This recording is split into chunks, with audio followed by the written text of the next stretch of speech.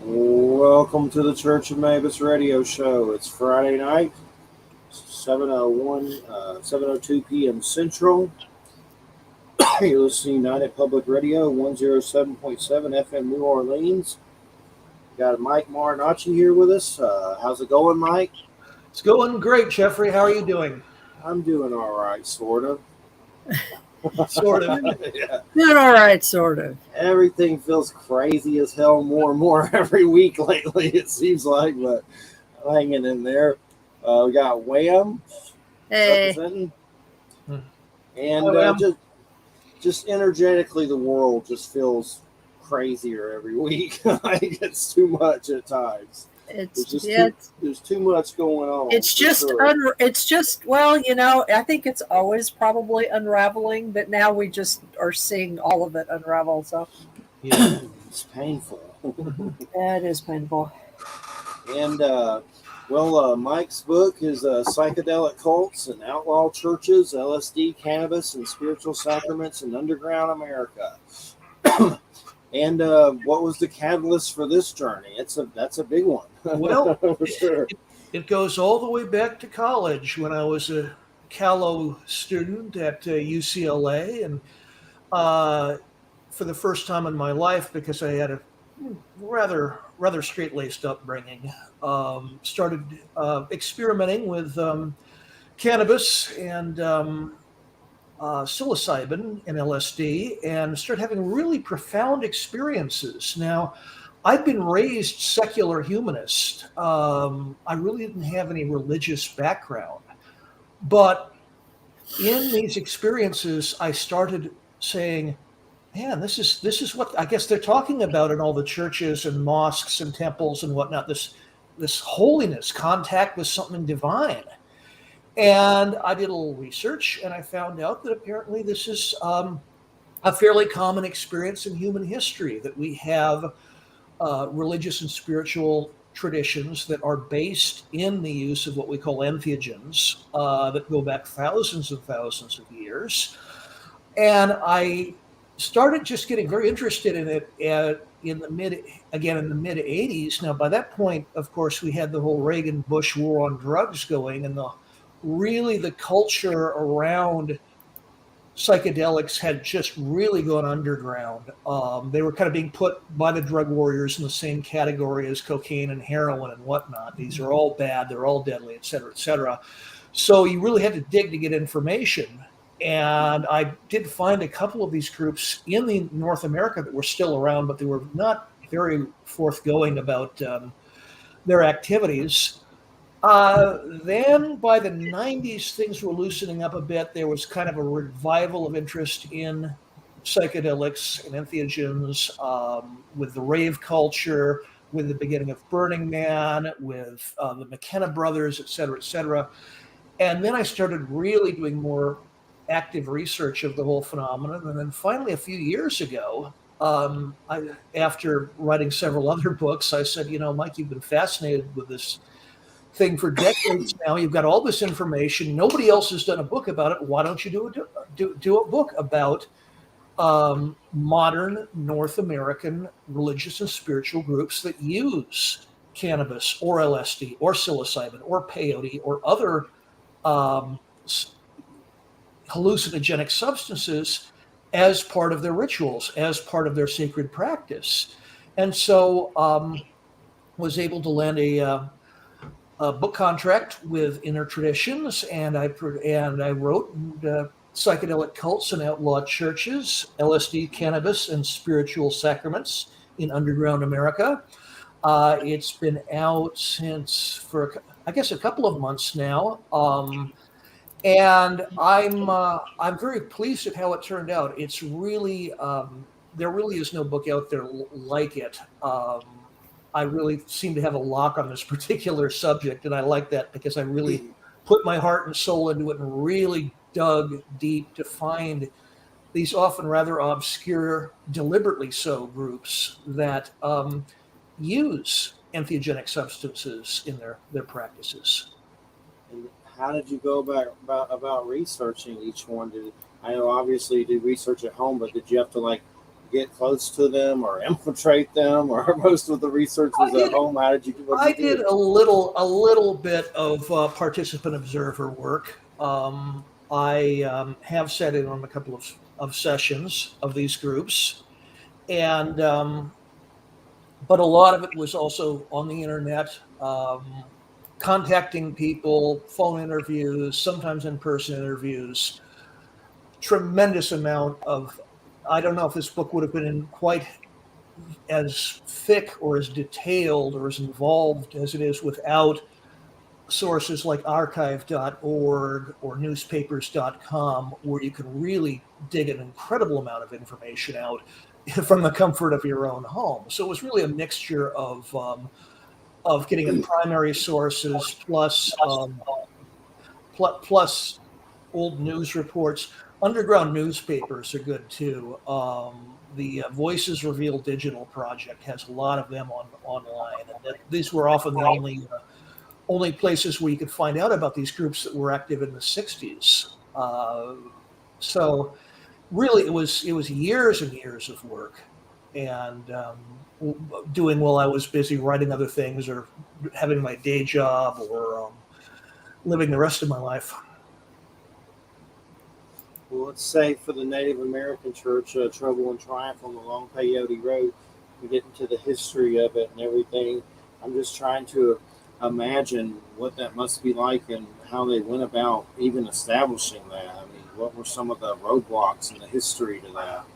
Well, peyote has been around, at least in North America, at least 7,000 years as used in ritual context. It didn't really get going in the United States and later Canada until the late 19th century, in the wake of the Ghost Dance Rebellion by the Native American nations, which failed miserably and led to the massacre at Wounded Knee. And I think the indigenous peoples of the Americas were saying, okay, we've lost our old world. We've lost our land, our old ways of doing things.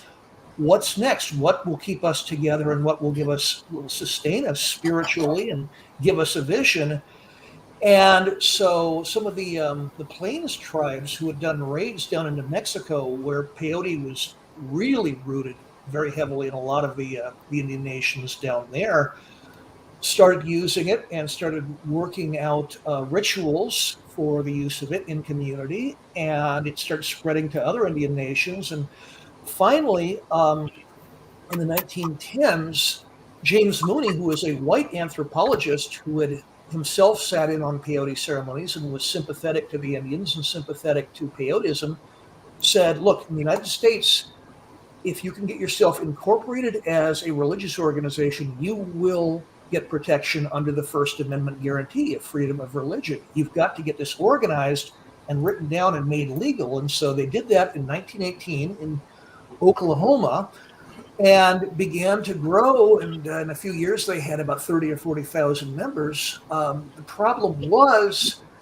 that it was still considered, peyote was still considered kind of this forbidden thing, not only with the white man's government, but in some Native American nations and reservations too, where they said, this isn't part of our tradition. What is this stuff going on?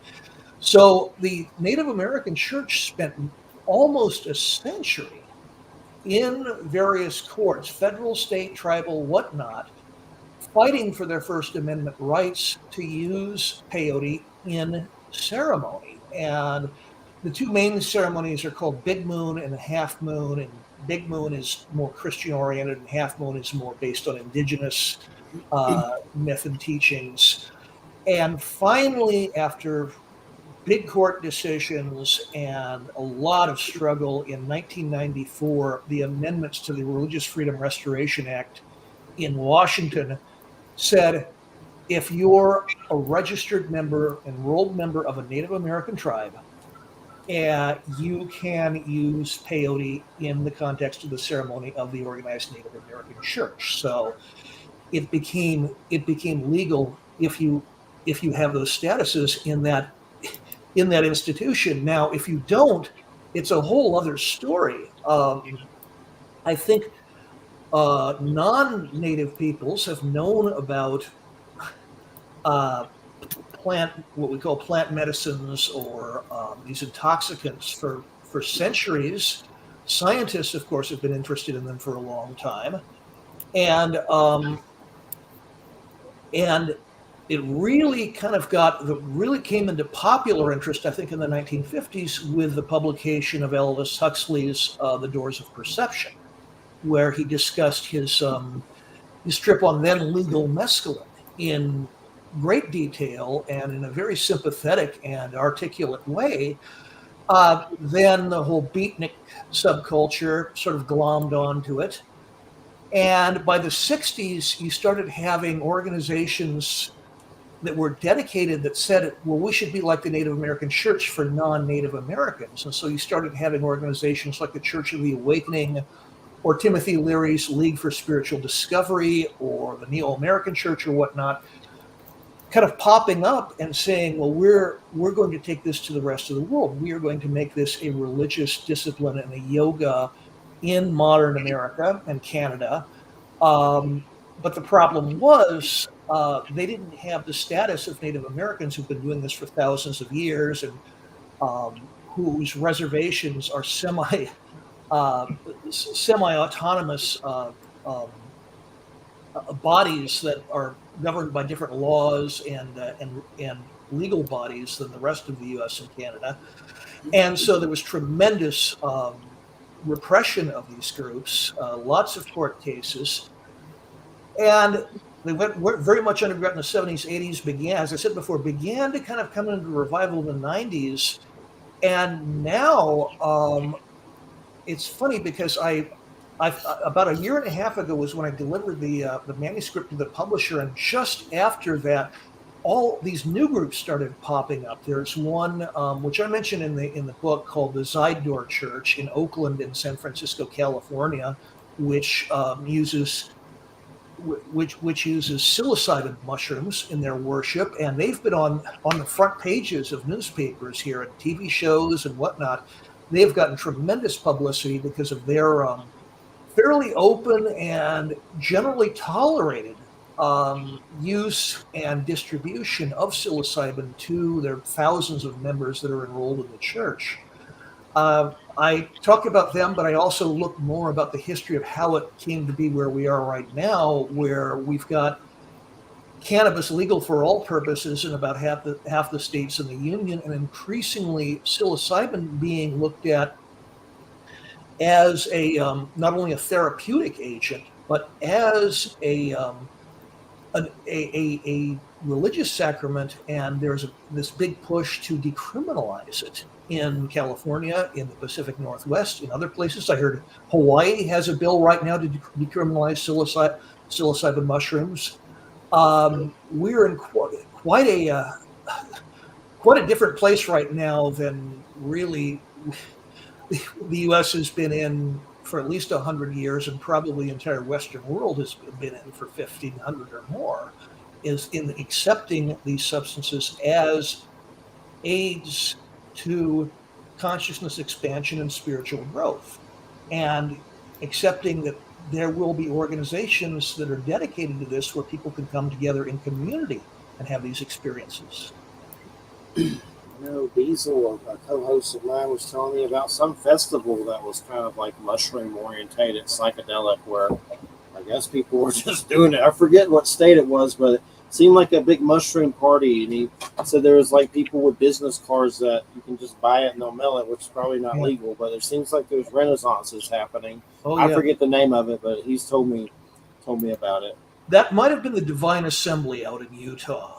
That was an organization that was founded a few years ago by a former Mormon and Utah State Republican legislator who had these life-changing experiences on ayahuasca and psilocybin, and pretty much said, well, this has got to be brought to the rest of the world. And he formed a group called the Divine Assembly.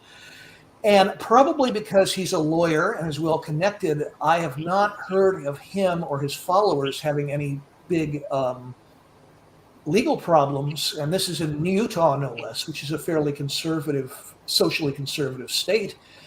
And they're a very well organized group, and lots of good material they put out. And they have every year they have kind of a miniature sort of Burning Man, spiritual Burning Man for mushrooms. It was first out in the Salt Flats, and now I think they have some private land out in West Utah where they do it. And they're the Divine Assembly. I discuss their history and their activities in psychedelic cults and outlaw churches. It's definitely fascinating. There's some of them I've heard of, but there's a lot of them I've never heard of. What is you said the Neo-American Church? Who's Chief Boohoo presents massive doses of acid absurdity? Well, Chief Boohoo, who's that? They're one of my favorite groups. Actually, they had a funny parallel development with Timothy Leary's career. Timothy Leary was a very well-respected academic and clinical psychologist, first did psilocybin mushrooms in Mexico in 1960, and it was a life-changing experience, and it just led to him becoming really the most famous entheogenic evangelist in history. Now, a month before he had that first trip, another psychologist in upstate New York named Arthur Klepps ordered some then legal mescaline sulfate from a supply company and took it, and also had a life-changing experience, but kind of waited for a while to really do much with it until he heard that 3 years later that Timothy Leary and his cohorts, who'd been kicked out of Harvard and then Mexico and then a couple of Caribbean island nations, had gotten this commune together, this giant estate in upstate New York called Millbrook, where they were doing LSD, which was still legal then, and doing research on it and seeing how it affected their lives. And he went there and joined them for a while. Didn't get along with most of the people who were living there, so he just split off and formed his own group, which he called the Neo-American Church, as opposed to Native American. Neo-American meaning all of us who showed up here after the Spaniards and the Puritans or whatnot. He really kind of pioneered the whole idea of religion or spirituality as something that's, you don't have to take it 100% seriously. You can be playful about it. I mean, he called the ministers of the church boohoos, and he, of course, was the chief boohoo. The symbol of the church was a three-eyed toad. The church hymns were "Row, row, row your boat, life is but a dream," and "Puff the Magic Dragon." And he had a real interesting philosophy about the whole thing. He called it solipsistic nihilism, and he said that what acid and the other entheogens do is reveal to somebody who is thinking correctly, in his opinion, that life is a dream. We are all experiencing reality, as we call it, as a dream. There's no real externality of relations. This is all happening inside our heads, and then when we die, we're just going from one dream to another dream. And he was just a wild, I would call him the wild man of 60s psychedelia. Very contentious, funny as hell as a writer.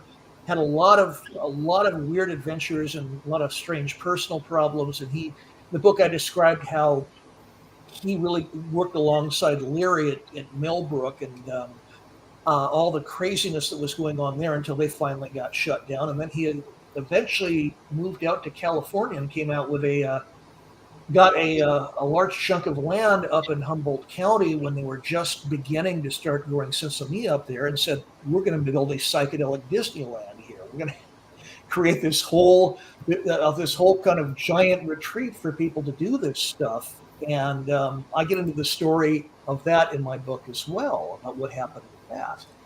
But yeah, he's one of the most interesting characters to me. Very intelligent man, extremely amusing, but kind of hard to get along with. I mean, I interviewed him many years ago, and we kind of butted heads, and then I've heard from just about everybody else who's dealt with him that he was like that. He died in '99, and his wife still runs the church, and they have a free download of his book about Millbrook on their site. The book is just both really hilarious and very informative about that whole scene on the East Coast that was not as nearly discussed nearly as much as, say, San Francisco and the Summer of Love and LA and all that, built around the entheogenic experience. Well, with me, I grew up with a father that said if I ever did drugs, he'd kill me. So I never did them. But when he died, I turned into like albino Scarface for a few years. Albino Yeah, I didn't get that crazy, but I got around some people that I shouldn't have and sold and stuff like that. Luckily, didn't hurt anybody like crazy. Besides selling them crazy drugs, but like coke and meth and things like that. But now I just got it down to cannabis, so I'm doing pretty damn good. That's what I think.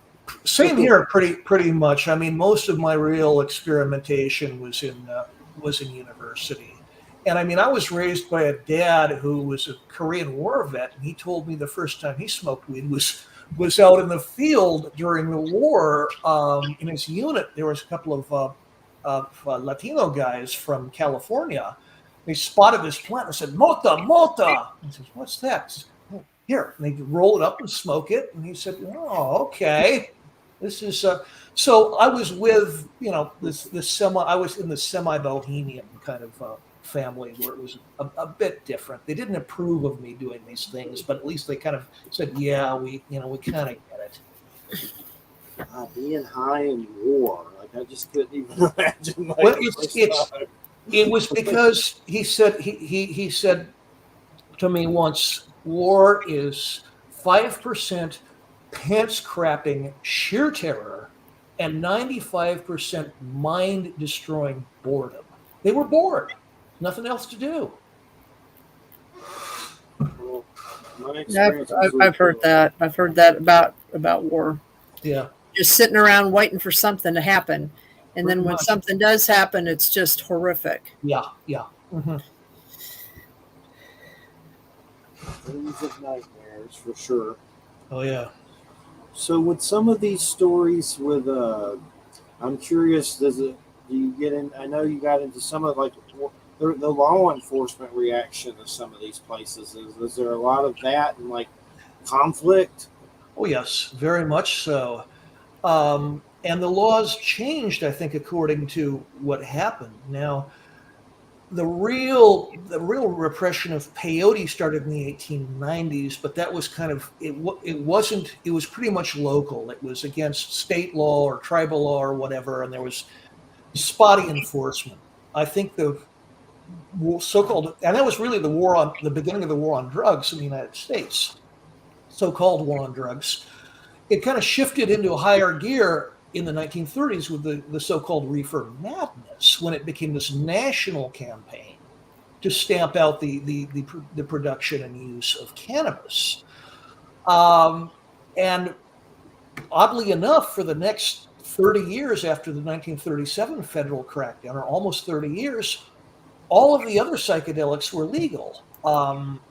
LSD, when it first appeared in the late 40s, completely legal.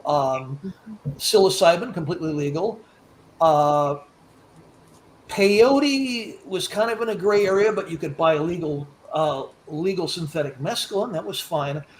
Then, when the second great moral panic or maybe the third great moral panic about drugs started in the 60s, about hippies and LSD and whatnot, then they started being made illegal on the federal level, and eventually you had something called Schedule 1, which we still have, which is the list of drugs that are considered absolutely illegal on the federal level, that there's no real use for them seen beyond straight up abuse. And that would be, you have on the one hand, you have cocaine and heroin on there. On the other hand, you have all of the entheogens. So there was increasing crackdowns as these drugs became illegal, and as there was, I think, both legal and public pressure to just do something about the so-called drug menace. Because again, just like today, just like the last 100 years of our 100-odd years, people throw drugs or chemicals or what have you all under one umbrella. They don't realize that cocaine and heroin and amphetamine and cannabis and LSD are very, very different very, very different chemicals with very different reactions in different people. The only thing they have in common is they're all illegal. Definitely, and I know they're trying to move cannabis to Schedule 3 or something like that.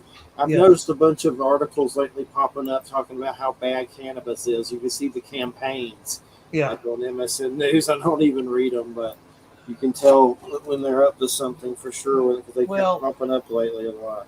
They can be abused. It can be abused like any other chemical, and I think generally what they're talking about is people that abuse it. People that do too much of it. And I think there's also some people out there who should not have no business doing it. People with schizophrenia, people with other psychological disturbances. Yeah, it's not a good idea. But I think generally it's probably the least harmful of all what we would call drugs or intoxicants, including alcohol. Oh, I mean, alcohol is like one of the most dangerous things, especially when you abuse it. It's it destroys the body, and tobacco. I mean, please. Very much so. Yeah. Yeah. It's, and I say that as a social drinker. But it's, I think a lot of it is just because fear too. People are afraid a lot of the time there's a lot of free floating fear going around there, and they want to have something to kind of. And there are some really, really dangerous chemicals out there. I mean, I live just north of San Francisco. I live in Marin County, and what fentanyl has done to San Francisco and to other big cities and small towns like around America is just devastating. But this is again,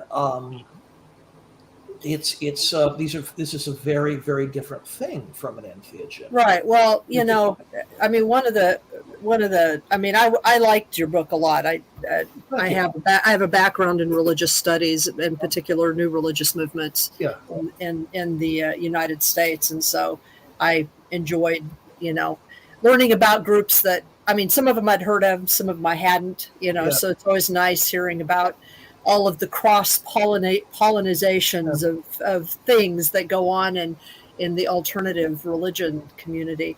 And oddly enough, I've also, and this was not something I was an expert in, but I was asked at a certain point, because I have a background in the social sciences, to teach at a community college that I used to work at, teach a class on the sociological history of drug use and abuse in the United States. And it was supposed to be like a foundation course for people who were going to be going into, like counseling or social work or something like that.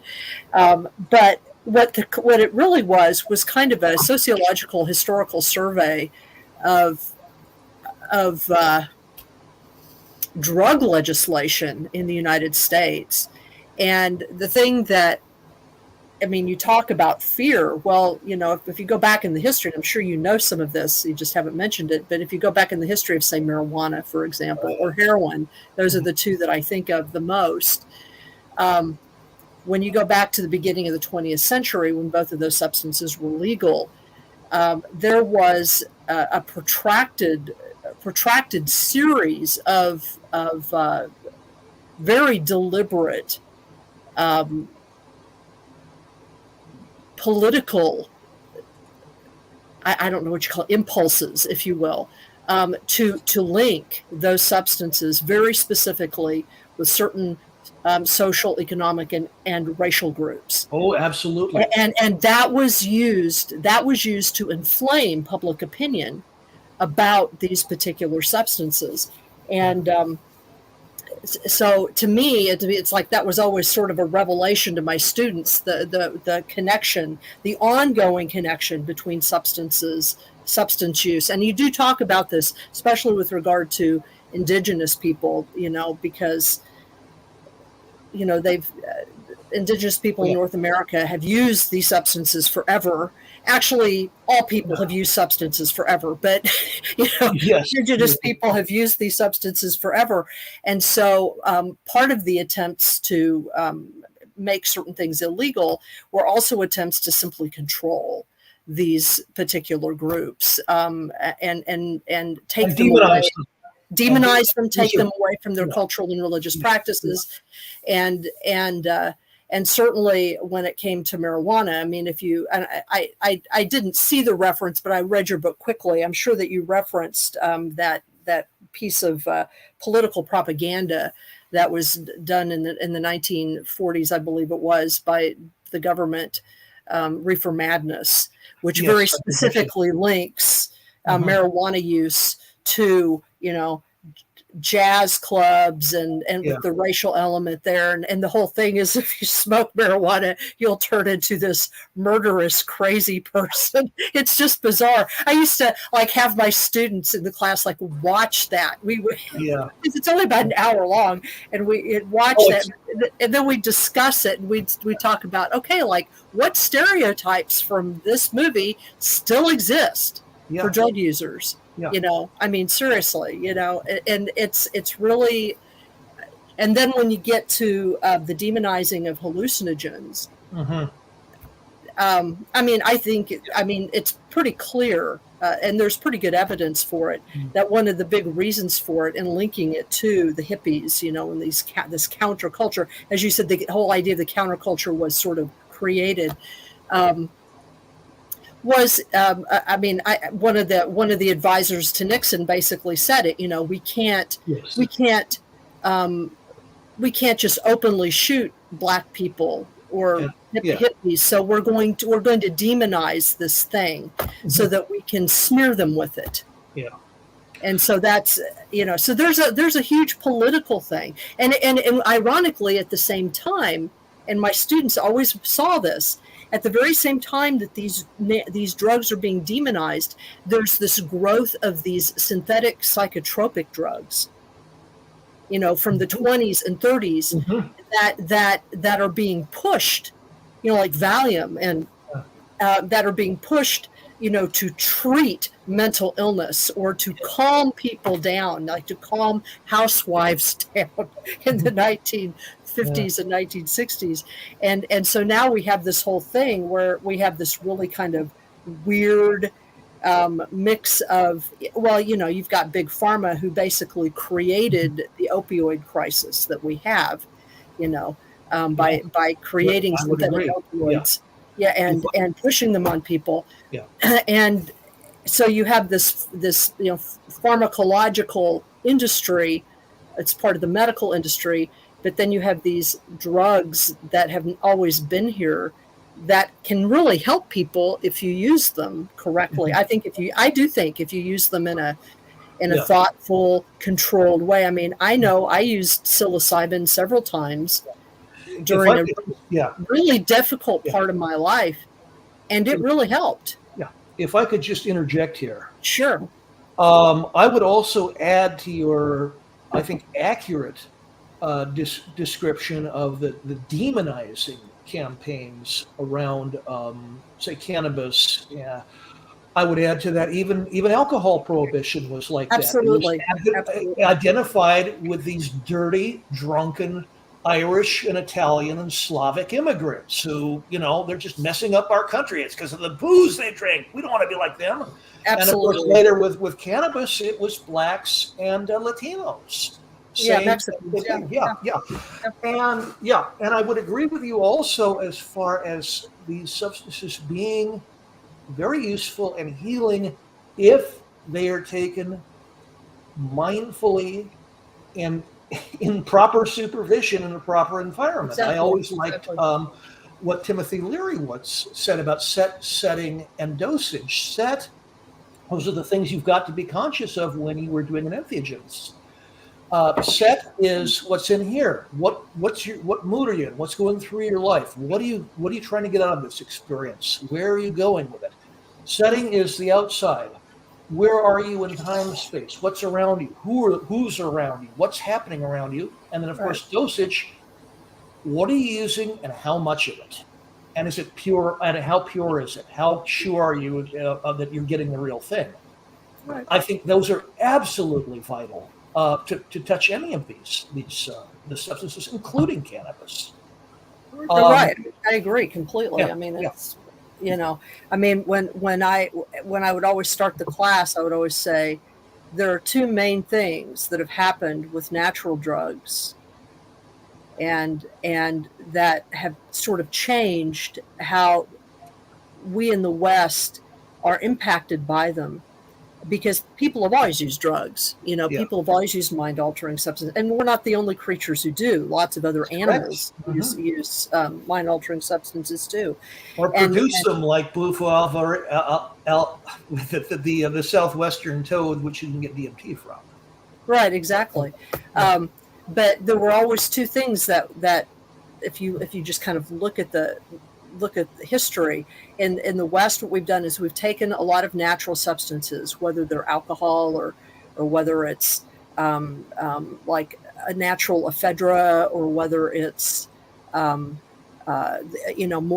the natural opium to morphine. And what we've done is we've concentrated it and made it stronger, or synthesized it, changed it in some way, that they created heroin in order to try and advertised it in the 1890s as a synthetic that was less addictive than morphine, which of course now is hilarious to us. So that's one thing that we did. We used our Western technology to try to, we even hybridized tobacco in order to concentrate the amount of nicotine in tobacco leaves. And the other thing that we did was that we often removed many of these substances from traditional spiritual and medical contexts. We just pulled them out of them. Tobacco, for example? And tobacco, absolutely.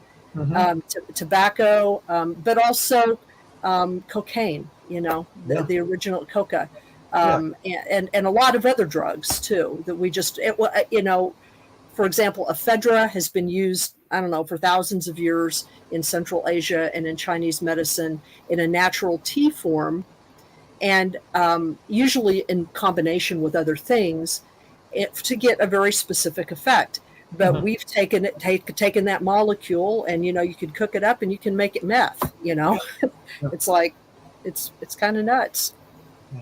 One thing I saw was up in Canada. I've had some friends show me all these weird sites up there that have sprung up. They're synthetic, like DMT or that toad stuff, and it's like they have menus, and I guess it's legal there. I don't know, but it's not really legal. It's right now, I think the law is looking the other way in most of these places, in the big cities anyway, Vancouver and Toronto and Montreal.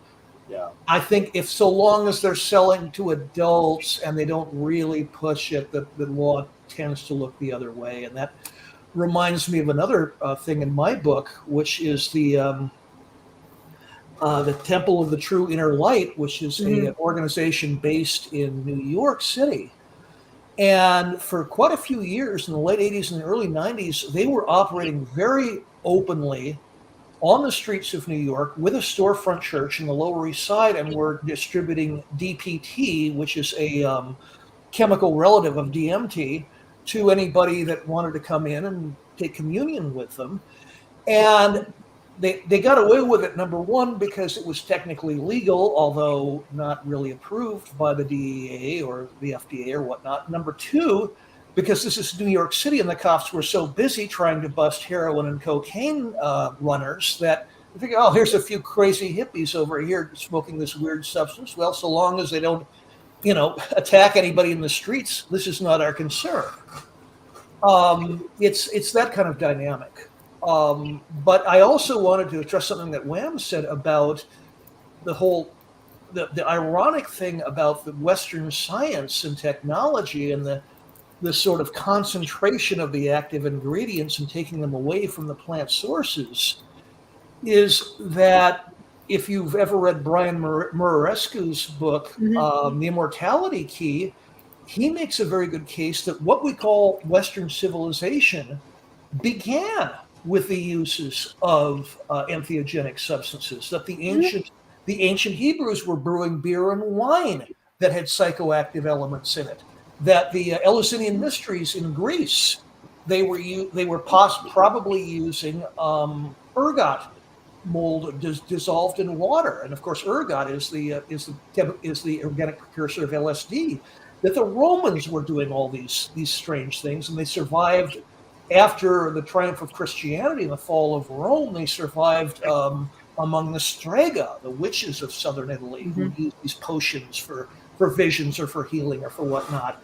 So it's I would say it's really more of kind of an industrial revolution thing. Everything had to be organized and controlled, made as efficient as possible. And I mean, thank God for the Industrial Revolution. We live a lot better, but it has a price on it as well in terms of what it did to our minds and our souls. So all these organizations stay pretty level-headed. None of them like went Heaven's Gate or anything. Was it all pretty peaceful because of the drugs? Or pretty much. I think it's because it's underground to begin with, and there's not much money to be made. Although there are organizations that are popping up right now that. And I discuss a couple of them in the book that have these very expensive retreats out to South America where you can legally do ayahuasca, and others that are doing this with magic mushrooms. Somebody once asked me, well, why didn't you put the Manson family in there? I mean, they were using drugs, and it was this kind of spiritual cult where they were expanding their minds and having all these fantasies. I said, no. The Manson family was not a religious cult. It was a criminal organization disguised as a hippie commune. They made their money from dealing drugs and stealing automobiles, and the killings that they did were all about drug trade gone bad. This helter-skelter stuff that Bugliosi started, all these things, that's BS. These were criminals and drug traffickers. And Manson, if anything, had a lot less power than somebody like Tex Watson, who actually organized the girls and went out and did the 2 nights of killings. But it gets back to, as far as them being dangerous, yeah, as I said earlier, these substances can be abused. There are abusive spiritual leaders out there who I think would take advantage of these. And I think the more above ground this sort of stuff is, the more people know about it, and the more sophisticated they are about both the nature of the spiritual experience and entheogens, the less potential there will be for unscrupulous people to exploit them in these ways. The less potential there will be to have smaller versions of Heaven's Gate or Jonestown or whatnot. And you want to talk about trying to rape people's minds with these. Well, that goes back to the CIA and MK Ultra and all this thing. When LSD was first invented, they bought up the world supply at one point because they thought that they could use lysergic acid to program people to do whatever they wanted to do, whether that would be carry documents or whack some foreign national. And they gave up on it after a while because they could not control the experience. I always like what Hunter Thompson said about LSD. It's too small to see and too big to control. So if anybody wants to talk about it, I said, well, our own government for many years was doing just that, was doing this kind of very irresponsible and destructive and cruel manipulation of people with these drugs. So they're really in no position to talk about it, to criticize it, because this was Cold War policy for years. On the down low, certainly. We didn't really find out about it until the mid-'70s, but still. Yep. You know, I know a woman. I don't know. I haven't been in touch with her for a while. I've talked about her briefly a couple times on the show. She is, I don't know if she is still doing this, but for much of her life, she has been employed I mean, she's done other things in her life, but she has been employed in an unofficial capacity by researchers who are connected to the military or connected to the intelligence services, as each service in the military has their own intelligence service. Yes. Mm-hmm. And their own kind of, yeah, research. I know a guy who was in Air Force intelligence for that. Right. But she has, she's been a person who has been willing to be provided with small amounts of various substances and to take them and to record their effects for these federal organizations who are studying these things. And the studies have been ongoing. Mm-hmm. And the last time I talked to her, which was just a few years ago, she was still doing it, and she'd been doing it for, I don't know, 50 years or something. Wow. For a long time, off and on. I mean, what they do apparently is that they'll give you certain types of substances, and you take them and you record your experiences, and then they have to wait sometimes to kind of get the body completely out of the system, depending on what the substance is. And but she's been doing this like for decades, and she believes very strongly that certain types of substances, especially substances that are connected to like mushrooms or fungi, are a way by which these are chemicals, so they're a way by which certain organisms communicate and might even communicate to us. Yeah. And as a result of some of her experiences, she actually developed this really interesting alphabet, this language, and that's called WAVE.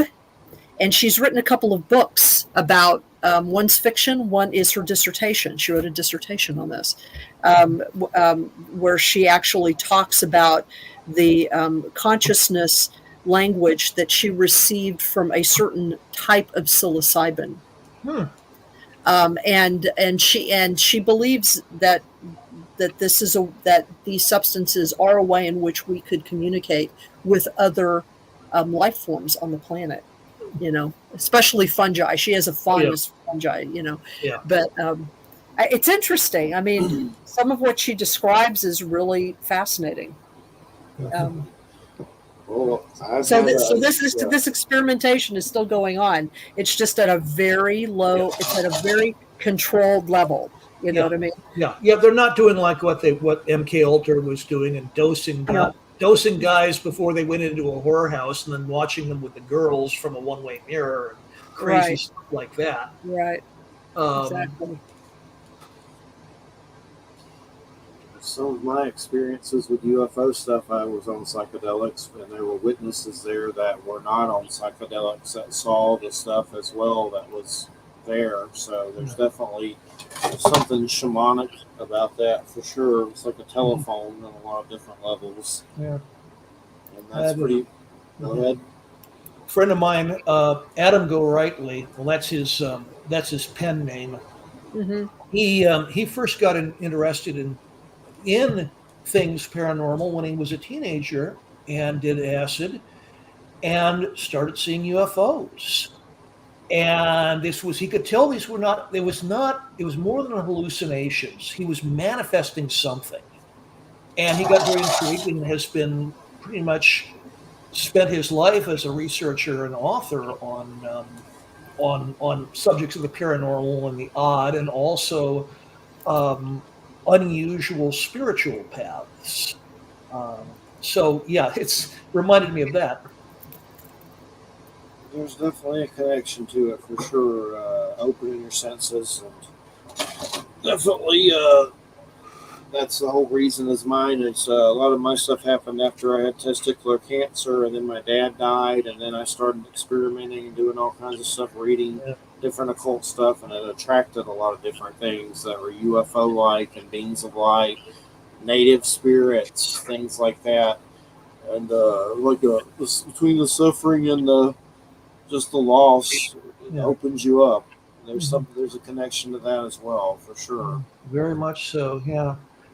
That's just, I always like what Robert Anton Wilson called it chapel perilous, which is just kind of being cut from your normal moorings and then just going into a place where all the old definitions are gone. And you've got to figure out, okay, how am I going to define where I'm going? The new parameters of my life and the new parameters of how I perceive everything.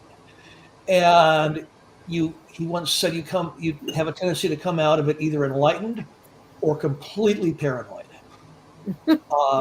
It's and luckily I came out. I don't know if I'd call it enlightened, but I came out, I think, a better person and a more, have a better perception of things. But I've seen the ones that don't come out that way, and yeah, it's and that can go beyond, I think, just entheogens. That can be any kind of religious or spiritual awakening or PTSD.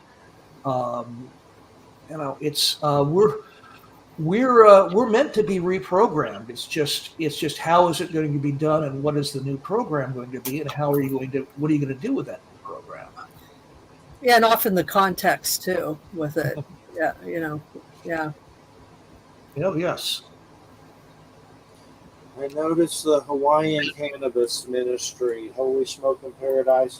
Someone gave me some Dutch Hawaiian weed recently, so I think I'm already going there. It's one of my favorites, grown in Hawaii. But what's the story behind that? Oh, well, that's actually one of my favorite living people in the book is Roger Christie. Now, Roger Christie was a soldier in Vietnam. He was actually being trained for intelligence duties, but at the same time he was smoking weed, which he'd done since his late teens, and then finally just told the Army, I can't fight on the behalf of this government. I think the war is wrong, in Vietnam is wrong. I can't bear arms. And very, in a very disciplined and step-by-step manner, he was able to get a conscientious objector deferment, which so many people at the time wanted in Vietnam, but he actually was able to pull it off. He became a commercial pilot, settled in Hawaii, and became kind of one of the early promoters of the whole hemp industry there, making clothes and other things out of non-psychoactive cannabis, vegetable matter. Then he discovered religious science, which is sort of an outgrowth of some of the new thought movements of the 19th century, and got involved with a group called the Religion of Jesus Church, which was a church that had started in California in the late 60s and early 70s, based on this ritual consumption of cannabis and reading of the Urantia book, which is a sort of what I would call as a fanfic Bible. Yeah, it's a fanfic Bible of the total bureaucracy of the universe. It's a strange book. Martin Gardner, who's a famous skeptic, wrote a pretty good book about it. And and then finally he formed his own group called the Hawaiian Cannabis THC Ministry, and they were dedicated largely to not only cannabis as a spiritual pursuit, but it as a healing pursuit. Since Hawaii had just legalized medicinal marijuana. The problem is that Hawaii had not approved any of the infrastructure that would need. We still couldn't grow it. We still couldn't distribute it.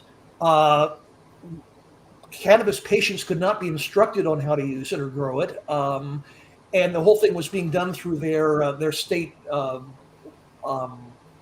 police, I believe, rather than through their state health department. And so he created this kind of through the church, this sort of underground network of people who were using it to supply it to medical cannabis users, and also to start this kind of spiritual discipline around it that from what I've read and seen of his own work is very positive and very life-giving, non-authoritarian.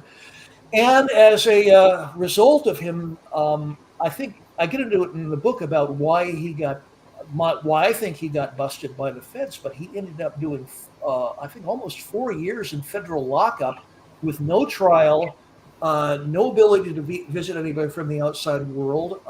He wasn't even let out of a building in like four years of artificial light, and was, I think, one of the movement's real martyrs in that sense. And he and his wife finally, who also did some time, finally got out. And I haven't spoken to him lately, but the last I heard was that he's getting a bit on in age, and somebody else I think is reviving the THC ministry there, and is kind of following in his footsteps to just really get it going through Hawaii and through the rest of the world, and with the message about the spiritual and medicinal healing aspects of cannabis.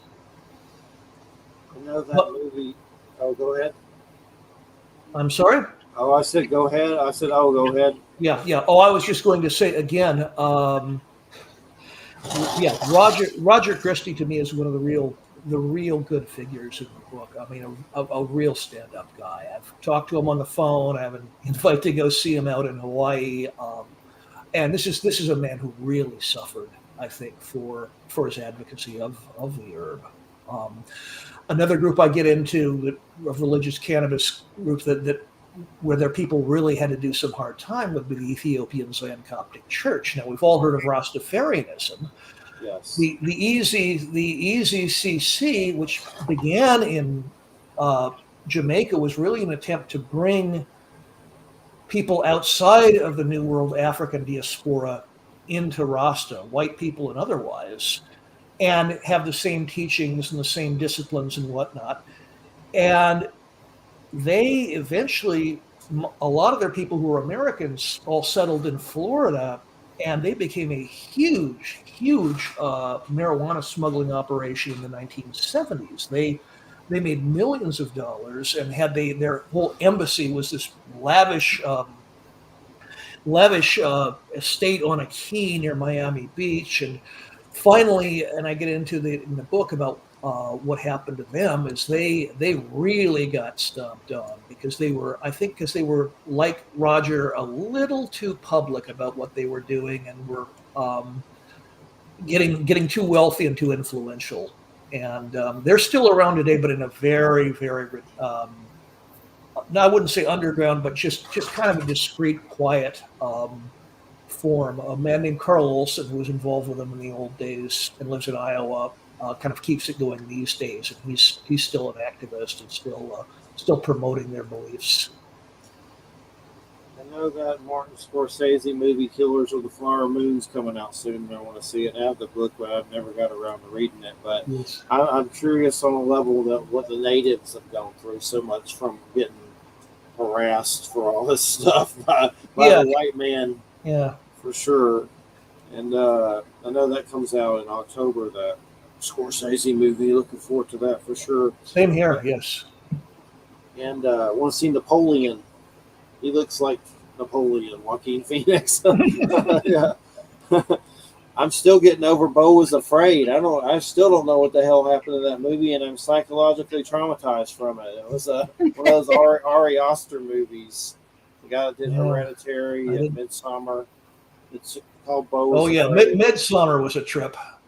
Yeah, and then of course, you mentioned Joaquin Phoenix, and I just thought the Joker was incredible. I mean, I'm somebody who cannot stand superhero stuff. That whole aesthetic, that whole thing around it. But they took a villain from that world and just made this amazing character out of him. A character that even as evil and as violent, as messed up as he is, you understand him and you begin to sympathize with him almost. So yeah, I was blown away by that movie. Yeah, I'm looking forward to the sequel of it and everything. And that Joker's the trickster energy. It's pretty much. Oh yes, very much so. Yeah. Mm-hmm. There's a good show that kind of makes fun of all that superhero stuff, but it's still superheroes. It's called The Boys on Amazon, and Seth Rogen's involved. It's from a Garth Ennis comic, but it's kind of, it's not your normal superhero. If you want something that's definitely, there's like Nazi super soldiers. Yeah. There's one scene where a little superhero shrinks into a little man and runs up a man's penis and enlarges himself and blows him up. So that's not your normal everyday. Better than Viagra, yes. Yeah. But what else do we know about some of the native stuff? Is there any stories that stand out that you can share about some of it? I really, of course, the first chapter in the book is about the Native American church, and I believe it's the longest chapter. And of course, as far as indigenous people, of course, Maria Sabina, the Mazatec Indian curandera, was the person who introduced the rest of the world to psilocybin through R. Gordon and Valentina Wasson, who went down there in the mid-50s and brought the fungi back to the rest of the world. And then, of course, more recently, we have had the whole boom in ayahuasca. And that basically, ayahuasca is a tea made of 2 psychoactive herbs that are found in South America, very heavily laden with DMT. And then there's some other things that interact with it. And this has just become almost mainstream. The number of people, celebrities and people who said, oh, yeah, I've sat with ayahuasca, I had the whole experience and the crazy visions and being almost in this other universe. And in psychedelic cults and outlaw churches, I look at the best known and in many ways most controversial of all the organized groups that do work with ayahuasca, and that would be Trinity de Guzman's ayahuasca healings. At one point, these days they do most of their work down in Mexico and Peru, but at one point they were convinced that it was about to become absolutely illegal in America. So they started having retreats in Washington State. And in the book, I talk about what those were like and the controversies around those. And, the whole way this very young guy, who was just in his mid-20s at the time, made this immense footprint on the world of psychedelics, the world of entheogenic spirituality. So yeah, that's another great contribution of indigenous New World peoples is the ayahuasca brew, and we're seeing the manifestation of it today with all of these groups and individuals promoting it. I like DMT. It's short. They used to call it, back in the old days, they called it the businessman's trip because you could have a nice trip on your lunch break. And that's the same thing I heard about it, and I was thinking that same exact thing that you just said right then. It's called the businessman's acid trip. It's short. The other ones, buddy, you freak out, think you're going to die around the 8th hour. Been there. I like the short one. In Canada, you can get like a DMT pin. Sounds like they sell this stuff on the side of the road. You can do that here too if you know the right people. Again, it's just so much of this stuff is in a gray area. I mean, for years, even during the war on drugs in the 80s, you could order psilocybin spores. Now, I think it was that the spores were not really prohibited. It was letting them fruit into actual psilocybin mushrooms, and you get in trouble. I've seen that in High Times magazine. Back in the old days, I've seen them not too long ago. Yeah. Like maybe a few years. I'm not sure the details. I didn't order them, obviously, but it's so much of this stuff is in a gray area right now, and I think for a lot of just like I mentioned earlier, the example of the DPT, the storefront TPT church in New York City that got away with it for many years. Now it's on a national level. I think that the actual people in charge of enforcing it, the DEA and state and county and local law enforcement, are so busy with things like trying to stop fentanyl, trying to stop crack, whatever, that unless there's a real bad situation, or unless kids are getting it, or if it's really out there in the open, I think they just deprioritize it. And really, that's what so many of these decriminalization efforts around here are about. Is you look at the wording of the law, the laws that have been passed in places like Oakland and certain places in Oregon, they say this would be the lowest priority for law enforcement to be looking at this sort of stuff. Not that it's going to be legal, but that law enforcement is just going to look the other way. That they have much more important things to deal with. That seems to be kind of the rationale behind the changing laws, the changing practices around psilocybin. And I think it may start spreading to things like MDMA, ecstasy, or acid. I mean, I did acid twice many years ago, and then I've never touched MDMA because I just don't trust the purity of the chemicals. It's not like in the early and mid '60s when Sandoz Laboratories in Switzerland was producing all these things, and they had state-of-the-art equipment and brilliant chemists doing all this stuff. I don't trust synthetics now. I don't recommend anybody doing anything, or I don't advocate that. But I say if you must, I would advocate something like psilocybin, because at least you know what you're getting there. And right. Right. Cannabis, peyote. Well, but then I have feelings about peyote. I mean, I don't really get into it in the book, but I really think that because of the incredible struggles that the Native American Church has been through over the last 100-odd years of its existence, it probably should just be reserved for their use and their use only.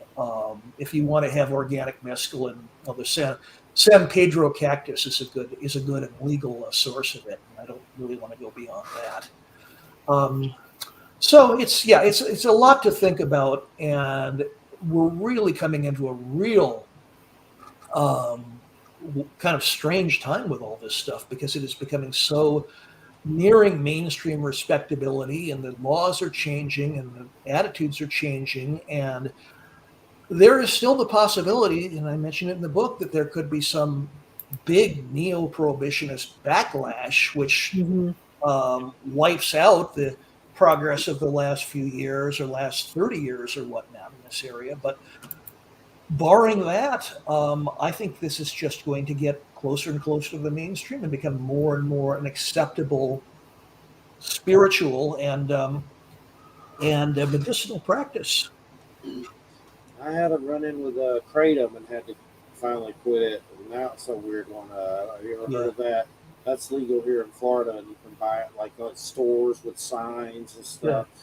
But the weird thing about it is it does feel like painkillers. Finally, I quit doing it. I feel better than I did. I quit it. Yeah. I tried it a few times, and it's okay, but it didn't put a hook in me. Thank God. Yeah. I don't have an addictive personality. I mean, I've tried just about everything there is, short of heroin and crack, and I stick with these days. At my old age, I like having occasionally some cannabis and occasionally some beer. But there's other people out there. They get on something, and it's the monkey is on their back right away, and it's just, again, with more study of these substances and their effect on human beings, will, I think, be able to predict these things and control them and deal with destructive addiction in a better way than just locking people up and demonizing them and the substances. And I would have had an opportunity to do the toad stuff, but I watched videos of other people do it, and I was like, no, thank you. I think I'll pass on that one. I'm not ended up in the emergency room. Yeah. It's scary. Well, what they say now is earlier I kind of stumbled over trying to say the name. Now I know it. Bufo alvarius, which is the southwestern desert toad that produces bufotenin. There are laws against taking them away from the desert or messing with them. And now they say you can get pretty much the same thing in other sources and just leave the toads alone. And the toads are mainly just almost symbols of the silliness and weirdness of the animal and plant world and the trips we can have from them. But I would like to try to, if for nothing else, to just, because I once said, if it was good enough for Mike Tyson, it's good enough for me. The videos I saw was like people screaming and crying, like a horror movie. Wow. It was like, but other people had different. It depends on who you're with. Yeah, setting and dosage. I'm sure somebody like Tyson got it from, real reputable people and had, people around him watching him and all that. It was, I remember that once Timothy Leary, who I actually met a couple of times in the early 90s, was talking about why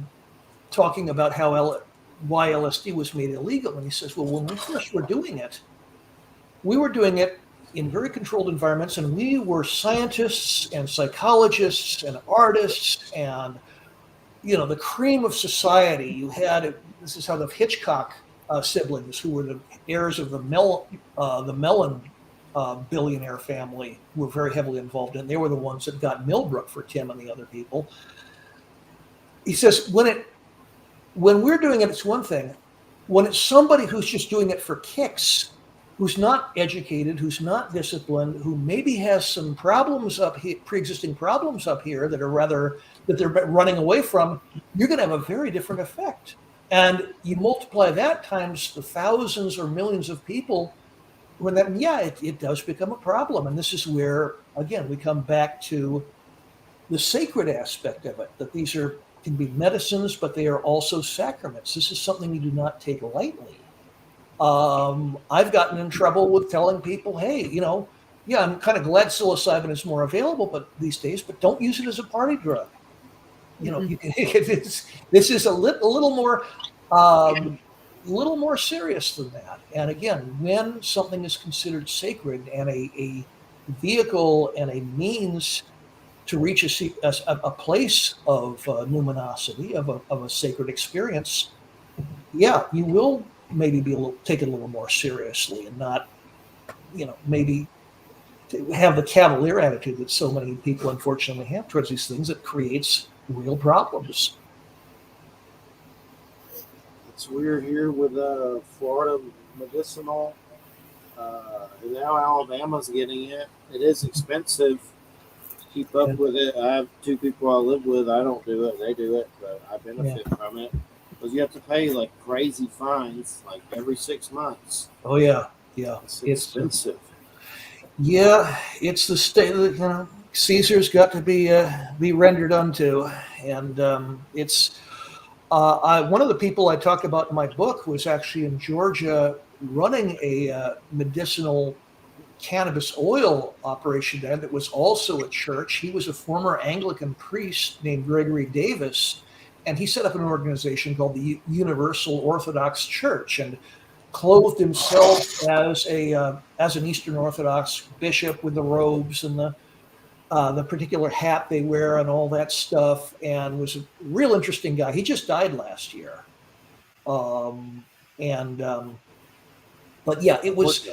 That's my stomping grounds. Yeah. You're old. So even in the Peach State, it's beginning to make inroads, and it's so. If you read the book, you can read about Gregory Davis.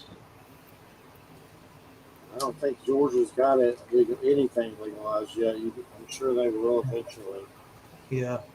Especially if Alabama's doing it. I never thought Alabama would do it. That's for sure. Yeah. Well, way back when I was a younger man, and California was about to legalize it for medicinal purposes, I said, well, the anti-prohibitionists, the pro-legalization people, I said they finally found the chink in the armor. They found the Achilles heel, and that's medicine. They said, okay, you're selling this to the voters out there. Well, you've got the baby boomers. For probably the majority of them, they may not do weed anymore, but it's no big deal. They know what it's about. And then to the older people, the silent generation and your World War II greatest generation people, they're old. They're sick. They're in pain. They want something that will help them deal with all the bad stuff that comes with aging. And it is, and if it is a medicine, it's seen as a medicine, as legitimate medicine with these legitimate uses, yeah, they'll, enough of them will go for it too, where you will be able to pass this legislation.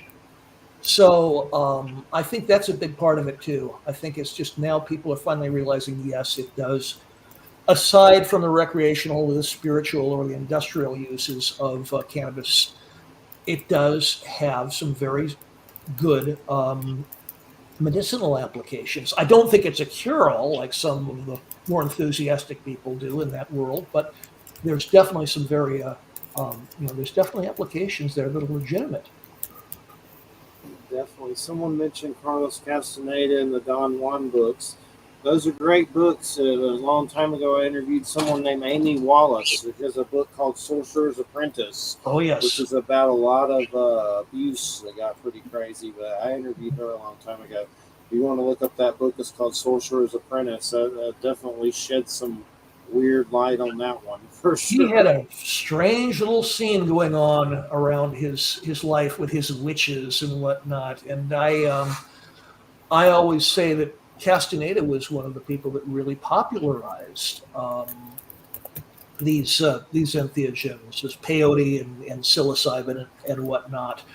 Although I think his books have been pretty heavily and pretty thoroughly debunked by other archaeologists, not archaeologists, anthropologists. There's a lot of truth in the first one, but I think as he went on the series, he just got more and more fanciful. And no, these are not things that the Yaqui Indians do. This is not a real practice. He didn't really experience this. It's a little bit of his imagination running wild. But yeah, as a cultural figure, quite important as far as just getting the word out there about what are called the plant teachers. N. Scott Mobiday, who was a Kiowa Indian author, got the Pulitzer Prize for his 1968 novel, Housemaid of Dawn. And there's a scene in that novel where a bunch of urban dwelling Native Americans are having a peyote meeting at somebody's house there, which is very untraditional. You're supposed to have it on the res, on the land, either in a teepee or a hogan or something like that. But again, that was kind of the popular culture noticing this stuff and it being kind of getting in there as well. This is a legitimate thing. This is at least among the indigenous peoples of North America. Definitely some fascinating things. What have we mentioned? The Oklevueha Native American Church bringing Okleva, yes, white man. Well, James Mooney, who founded it, and it's funny because he has not only the same name as the white anthropologist who really got the Native American Church going over 100 years ago, but he claims descent from him. He is I get into him in the book, and he is probably the most successful entheogenic church planter of all time. At one point, under the ONAC banner, they had several hundred local chapters. He set it up. He really saw what he was doing, and I get into his biography and his ups and downs of his life and relationship with peyote and other entheogens in the book. He saw it as a great healing. He was tasked to heal the rest of the world and to bring these medicines to the white man. Now, this really got him in trouble with the regular Native American church, who said, hey, we fought 100 years to be able to use this stuff. And the courts have had all sorts of problems. This should be Indians only.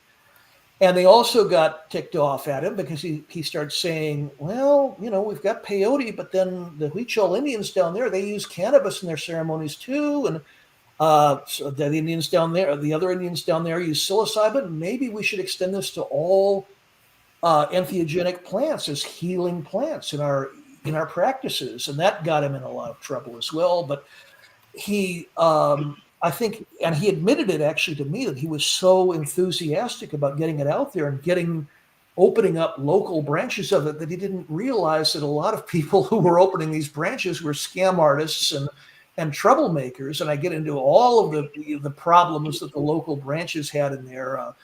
In the book, there were shootouts with the law enforcement. Somebody died in the ceremony once. There's a whole thing about temples of sexual healing in there that somebody set up under the ONAC aegis, and he's really had to pull it back. And now he's kind of an emeritus. He's not actually running the church anymore. But I talked to him for several hours on a Zoom chat. Very interesting guy, quite a life, and I think very sincere about what he did. And in psychedelic cults and outlaw churches, I think it's the first time, as with many other organizations, it's the first time that the whole story of this organization is told, and it's a fascinating one to me. And it's, but in the book, there's basically 18 what I call major groups that are portrayed in long chapters, and then there's about 50 minor ones that are in part 2. And most of the stuff has never been put in book form before. I really had to dig deep into scientific journals and obscure underground papers from the 60s and the reminiscences of people, of their adventures in these days, and finding getting in touch with very underground organizations and winning their confidence to be able to talk about what I talk about in the book. So it's, I'm very, if I should say so, I'm very proud of my accomplishment here. I think it's easily the best book I've ever written, and I think it's the book for anybody who is interested in this aspect of the psychedelic or entheogenic experience, the sacred aspect, and how these communities have come together in our modern world, in modern North America.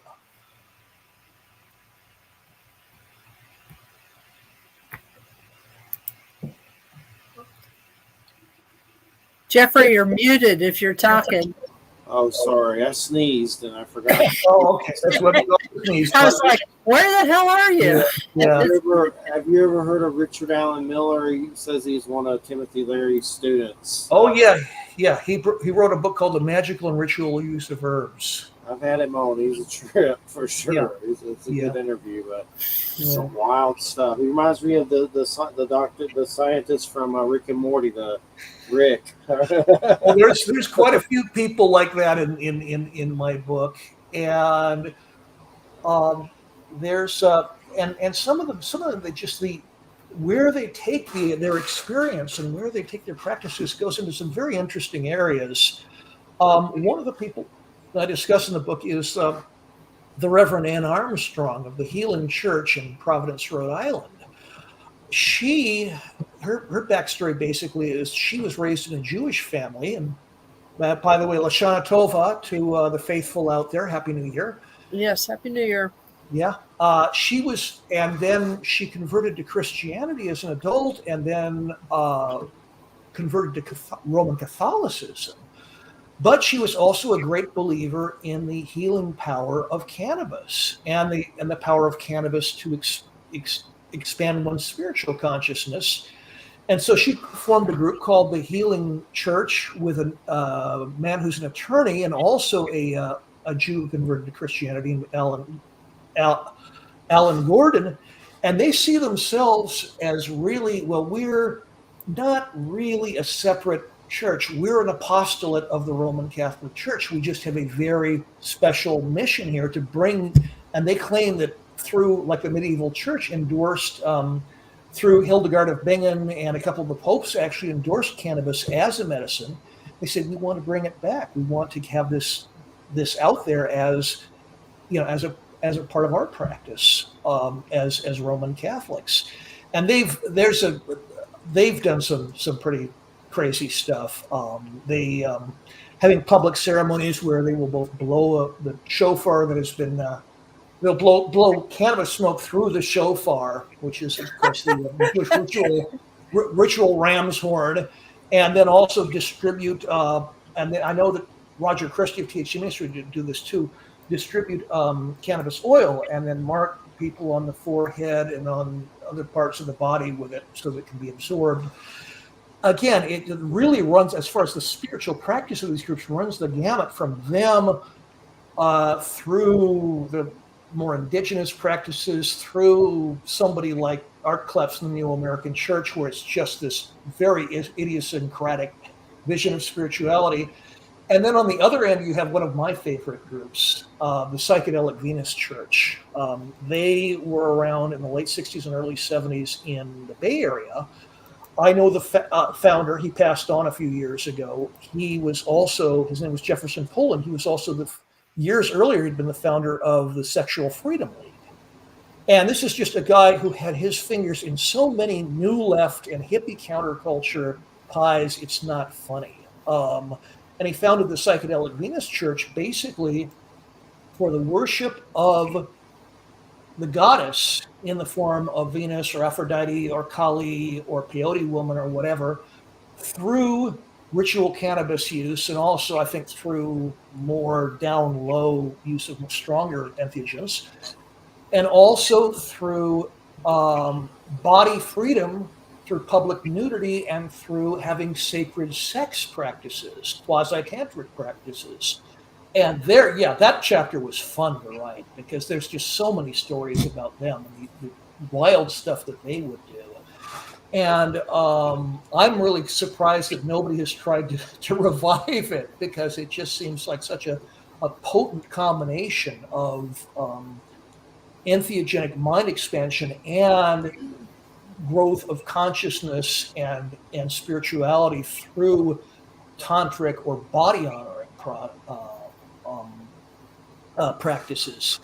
So yeah, you really have the gamut with all of the groups I go into in psychedelic cults and outlaw churches, as far as, okay, they have this experience. Well, how are they going to express it? How is it going to be done in a communal setting? And what mythos or what theology or what philosophy or what practices are they going to make to kind of contain the entheogenic experience and define it and give it more meaning? It's definitely fascinating. What was the Church of Naturalism and tie into LA murders? Yeah, well, I don't want to give away too much about that because I want people to buy the book and read it. But that was one that I just stumbled onto. Very obscure organization, and I dug up what I could about it. And basically, that was an organization started by a rather enigmatic man named George Peters. Now, right there, if you're a reader of novels and a literate American, that should bring up a red flag for you, because of just George Peters was the fake name that Huckleberry Finn went by in the book. So, and this guy also claimed, well, yeah, I was in the Navy in the 50s and we were using we were using LSD then. Another red flag. Other things about him suggest he probably was obscure about what his background for some very good reasons. But he formed a group called Naturalism Incorporated, which was one of the early crisis intervention organizations dedicated to people who were having bad trips on acid or other things in Chicago. He became very well known around there. I mean, this was many years before, like the Do It Now Foundation in the 70s, or Dance Safe and the other groups we have now, which deal with people who are having problems with ecstasy or whatnot. And it eventually turned into a religious organization. And they never really officially endorsed LSD and other things, but it was pretty obvious they were being used there. And the whole thing came to a very weird and bad and violent end when they moved to Los Angeles. And I get into that in the book, and the parallels between what they were doing and what their fate was, and the parallels between them and what was called the Wonderland murders in also in the Laurel Canyon, right near where they lived a year earlier. It was, that's a real curious one. And I think if I had more time and more energy and really wanted to do it, I would try to do some deep delving into who George Peters really was and what his whole agenda really might have been. And I have some guesswork in my book, but beyond that, I can't really say anything. Just kind of a little suspect. Another person who a little odd background, and in the book is Emmanuel Trujillo. Emmanuel Trujillo, who founded the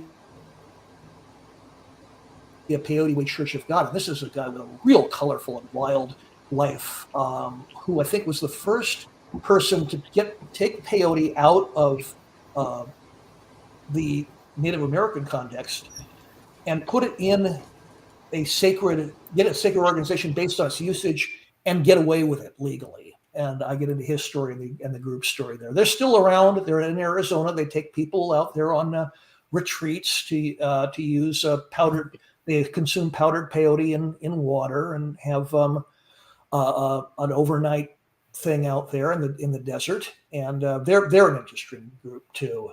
And he's another person who's very colorful and somewhat sinister background.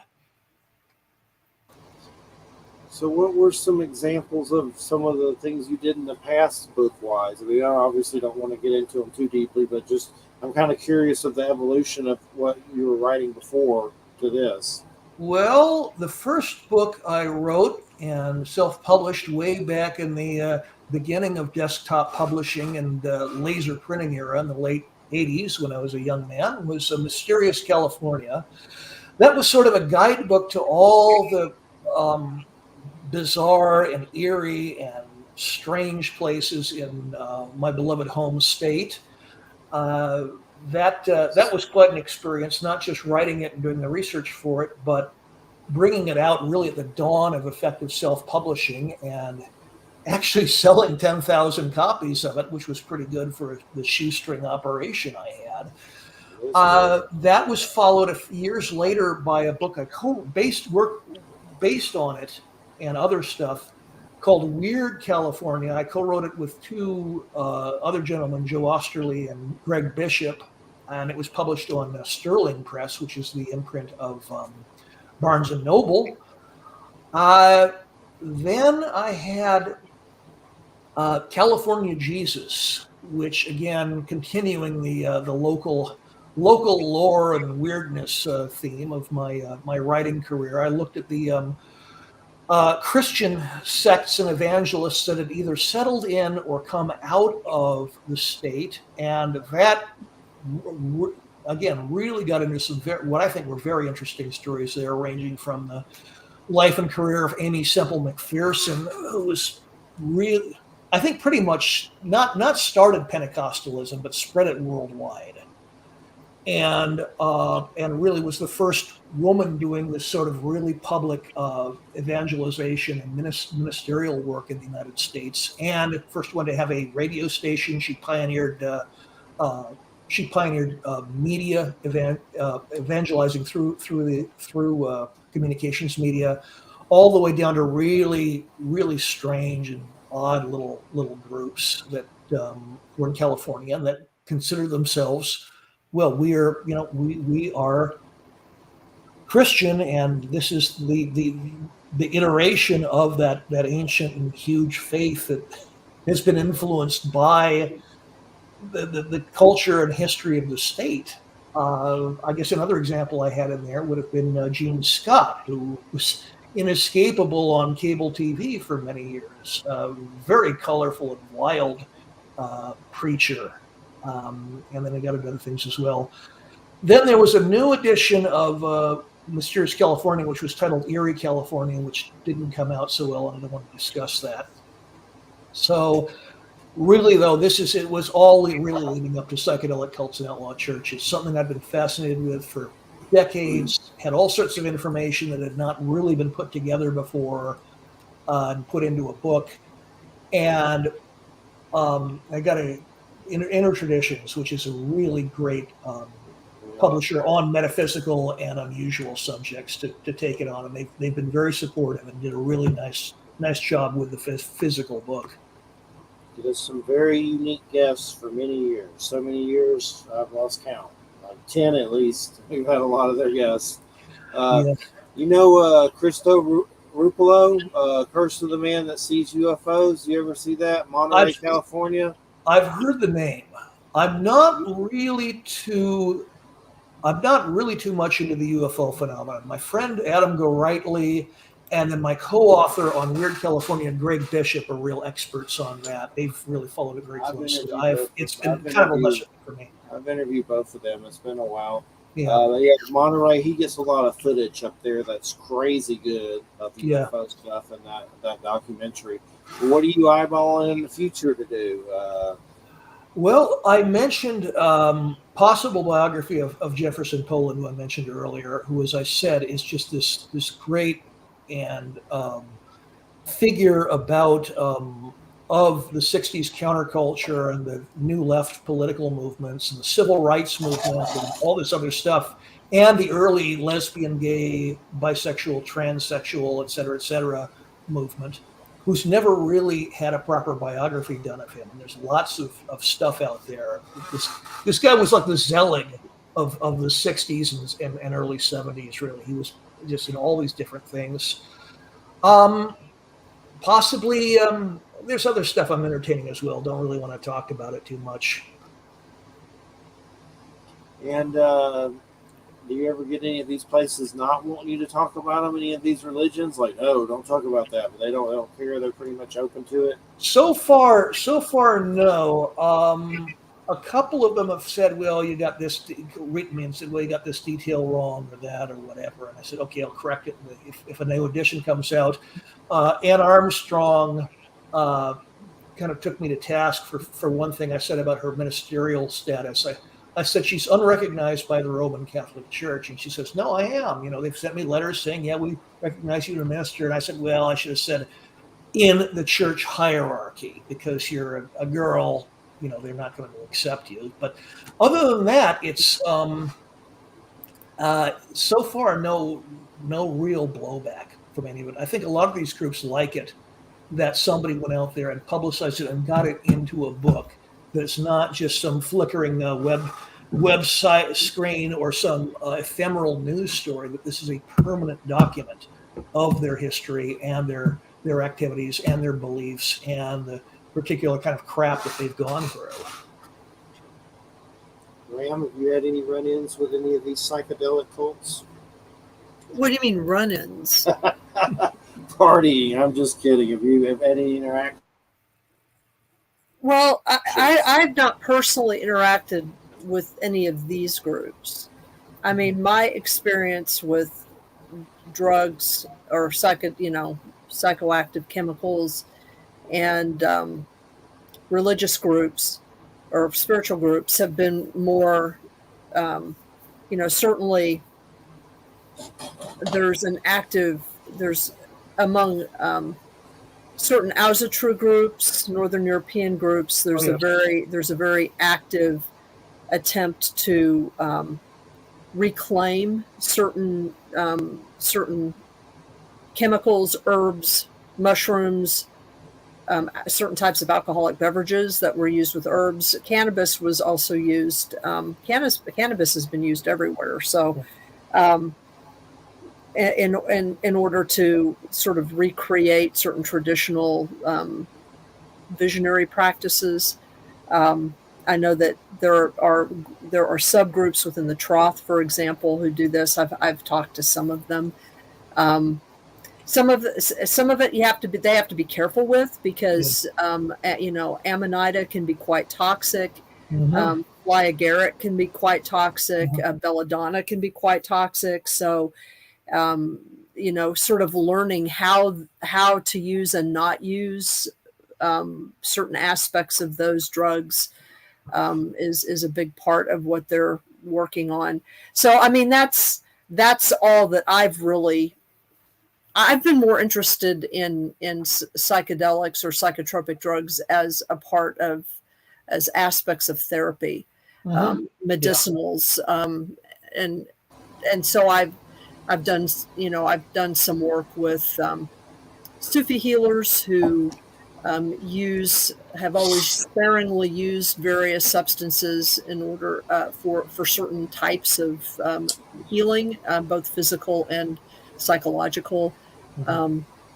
And they've often drawn on the pharmacopoeia of China and India for that. Yes. So that's kind of where I've gone with it. I mean, I've had my own experiments with certain psychedelics, but like cannabis, for example, I don't really like cannabis. And unless I can eat it, I don't get much out of smoking it. It's never really done anything for me. It just gives me a headache. So I, or if I have an effect from it, I like giggle for 45 minutes, pass out, and wake up with a hangover. It's just not really, doesn't do much for me personally, but I know people that use it for a variety of reasons, and it's like whatever. I have had my best success with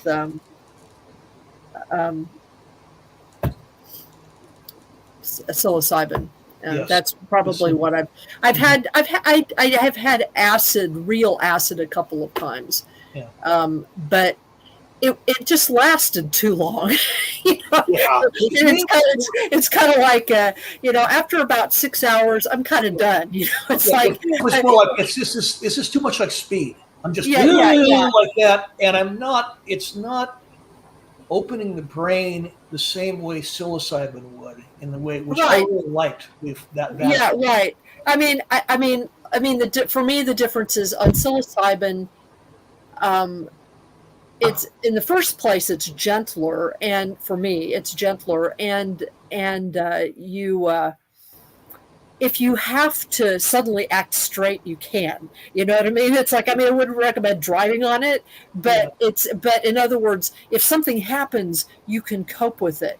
Whereas with acid, at least for me, the first time I took it, it was under very controlled conditions. I had a friend with me. He was guiding me on this trip. I was actually doing it for a specific purpose, I thought, and I ended up spending, I don't know, it was something like 8 hours staring at a Mandelbrot revolving fractal pattern on his computer, listening to the same Billie Holiday songs over and over again. And I kind of came out of that, and I was starving. That's kind of what my experience was. I didn't have any and it wouldn't go away. It's 12 hours later, I had to go to work, and I was like, it was a physical job, and I realized I was still high, and it was like, I need to work. It's so, yeah.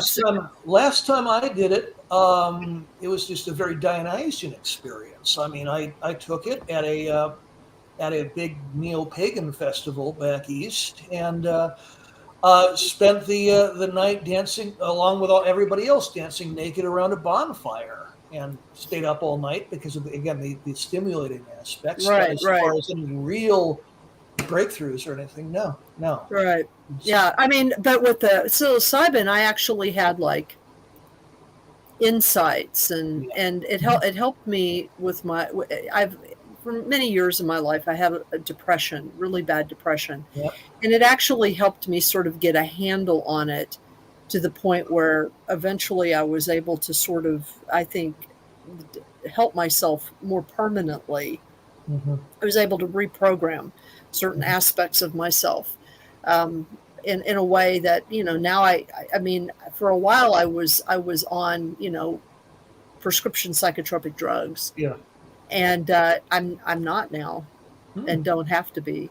So I attribute at least part of that to, I've done other work too, but I attribute at least part of that to sort of the breakthrough experiences. There's something about those experiences that helped me kind of break through certain mental cycles that I like, tape loops, I guess is the best way for me to put it, that I just couldn't quite do on my own. And that's where I think it might be useful for some people, not for everyone, but for I would some agree. people. Yeah. I was like, again, I'm going to quote Hunter S. Thompson, he was talking about LSD. He said it changes you at the place of definition. And yeah, if you can redefine who you are, what you're doing here, where you're going, what your relations are with other people, what your relationship is with the earth and with animals and whatnot, yeah, it's, that whole reprogramming experience can be quite healing if you know what you're doing and Right. and are mindful. Well, and like I said, these were this was always done under a very controlled situation, within Yeah. within certain contexts. And in fact, the last couple times that I've used psilocybin mushrooms, I've actually used them as part of ritual, so kind of a ceremony, Yeah. ceremonial context, and as part of the reframing, and for me, that makes sense, because that's kind of why people originally used them to begin with. So, as I said earlier, it's sacred. The context is sacred, and that makes, I think, all the difference there. There was an acid that was like the uncle of it that I did not too long ago that was shorter. I think it was like 2 hours. I like that. I like that they're making it shorter. Yeah, well, they're doing the microdosing right now, where you get much smaller doses than you would in a full one, and that apparently is very popular around Silicon Valley. All these highfalutin venture capitalists and computer programmers and whatnot say that gives them insights and they can focus in interesting ways and I have some problems with that, because to me that's just you're just using it to enhance your regular life. You're not really trying to break through. You're not trying to improve yourself into anything beyond, I can make more money doing this. That's it's become kind of a media stereotype, and of course it was in the news a lot recently. But Burning Man, I went for several years in the early 2000s, and what it has become now is so dominated by people in that industry or people in entertainment who just want a week-long party. And yeah, that's fine if you want a week-long party, but there's more to it. There's a little more going on here. There's something more transformative than just, having your little bacchanalian break, and then going back to your whatever job and life you had before and basically being the same person doing the same things. Again, I'm not trying to be judgmental here. I'm just saying that that's kind of a very limited use of the tool, and of the substance, of the medicine. Many of these places go on online meetings, mail order system. Yeah. Not yet. The dark web. I'm scared to go there. I've never been there. So. I've refused to go there. Me too. I'm sure I would stumble on, a bit of child porn or a piece of a snuff film or something. And I would piss someone off, and they would do that to me. That's exactly. I would freak out if I encountered something like that. Me too. Yeah. I'm pretty thick-skinned, but there's some stuff that gets under that thick armor. Gross, for sure.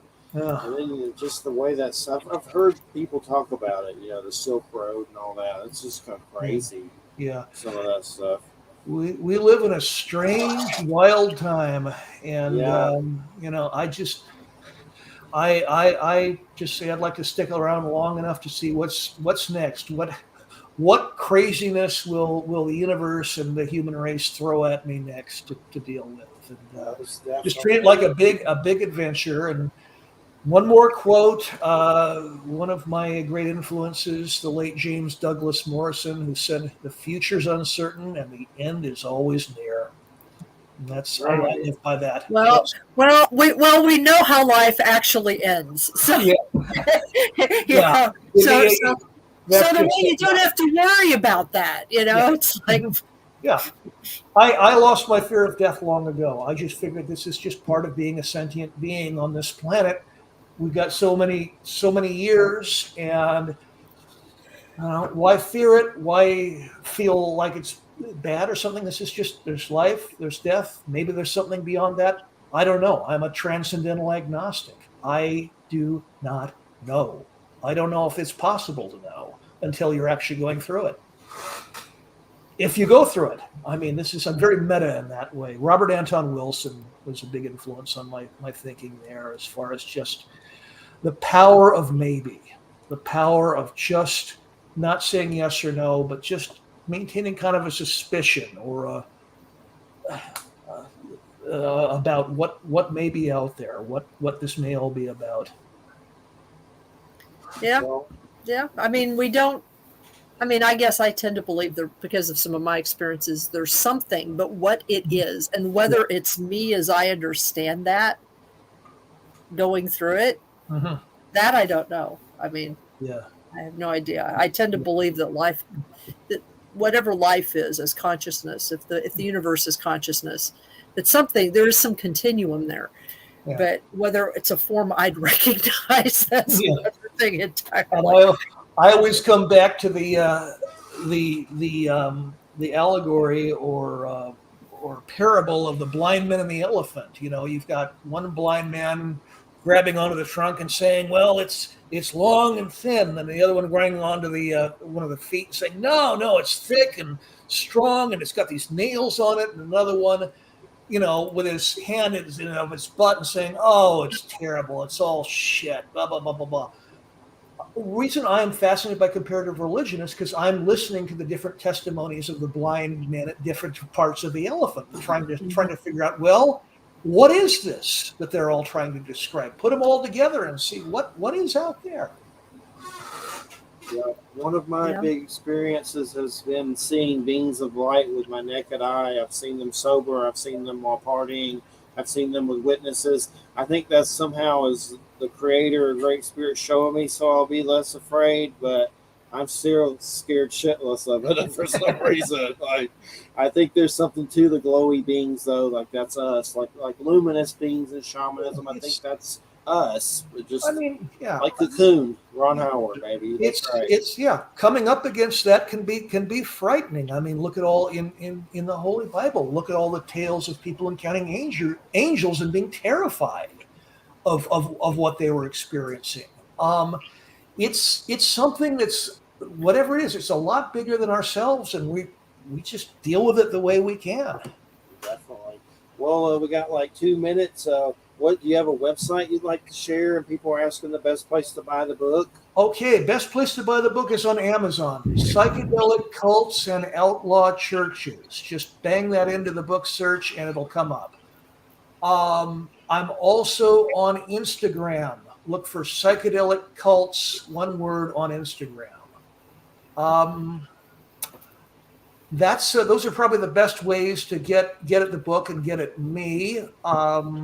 I'm sure that if people call in and give you their contact information and you pass it on to me, I might be able to get back at them that way. I do like hearing from people and getting their feedback.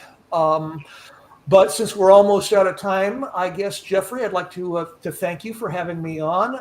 Wham, thank you for your very intelligent and insightful commentary. And thanks, Inner Traditions. Thank you for a good book. Okay. All right. I'm glad you guys enjoyed it, and I hope your listeners enjoyed as well. All right, everybody. I've been binging Justified. I'm like a granny watching soaps. I'm binging it so hard. It's a good show. They had Justified Primeval, a new, a spinoff of it come out. So I've never watched the original. It's like Kentucky, U.S. Mar. It's like a Wild West, but in modern times. Yeah. It's good. Walton Goggins kills it in that. Oh, there's a quote from it that's so wonderful. The Rayford, the guy who the hero was talking to some guy, and he's saying, he's saying, there's this old saying: you get up in the morning and you go out, you run into an asshole. Well, you ran into an asshole. If you get up in the morning, you go out and you're running into nothing but assholes, guess what? You're the asshole. The asshole. I just heard that not too long ago. That is folk wisdom if there ever was any. They got to be good for me to binge like that. I've done 6 seasons in a month, I think. So I'm at the tail end. Now Sam Elliott. Got Sam Elliott in the last one. Oh, That's yeah, good. nice. Yeah. Nice. Yeah. But all right, everybody. All I right. appreciate it, Mike. Thanks, Wham. Thanks, Take it everybody. easy. We'll see you Okay. next Friday with Sarah Frazetta. We're going to Legacy of Frank Frazetta. Okay. Everybody have a good weekend. Take care, Have folks. a great weekend. All right. Good night, everybody. Hold on. Let me. Looking for stories that are fresh and new? Dark fantasy, humor, space exploration, time travel, cyberpunk, alternate history, and more. They're in the L. Ron Hubbard Presents Writers of the Future anthology. From 24 award-winning authors and illustrators, plus art and writing tips and bonus stories. L. Ron Hubbard Presents Writers of the Future. Buy your copy at galaxypress.com, Amazon, or wherever books are sold.